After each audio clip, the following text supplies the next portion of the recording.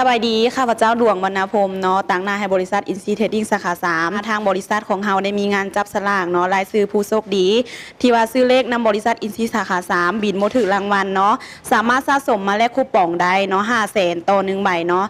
แล้วเฮาก็ได้รายชื่อผู้โชคดีที่ว่าได้รางวัลที่1คำ1สลึงแล้วตอนนี้เฮาก็อยู่นำเพิ่นแล้วเดี๋ยวเฮาไปฮู้จักกับเพิ่นก่อนเนาะสบายดีเอ้ยโดยเนาะก่อนอื่นก็ขอให้เอ้ยเพิ่นแนะนำตัวเองก่อน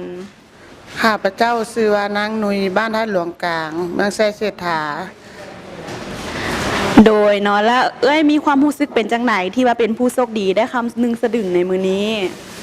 รู้สึกมีความตื่นเต้นหลายที่ถูกรางวัลบ่ฮู้ว่าตัวเองสิได้เป็นผู้โชคดีถูกรางวัลนำบริษัทอินซีเพราะผู้มักเสี่ยงโชคมีหลายกว่าพันคน โดยแล้วเป็นอย่างเอ้ยคือมักซื้อเลขเนาะมักเสี่ยงโชคนำบริษัทอินซีสาขา3ของพวกเฮา เพราะว่าเวลาถึกแล้วมาเอาเงินได้ง่ายสะดวกสบายบ่ได้ท่าโดนเพราะบริษัทอินซีเป็นบริษัทที่เชื่อถือได้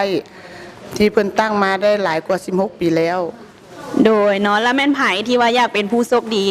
รุ่นฮับคำหนึ่งสลึงเนาะอย่าลืมแบซื้อหวยอินซีสาขา3มีจำหน่ายทั่วประเทศทั้งนครหลวงและต่างแข่งซื้อบ่ถือแล้วอย่าเผาที่บินเนาะสะสมไว้มาแลกคูปองนำเฮา500,000ต่อ1ใบเนาะทุกๆ3เดือนเฮาจะมาจับสลากหารายชื่อผู้โชคดีสำหรับมื้อนี้ขอขอบใจเลย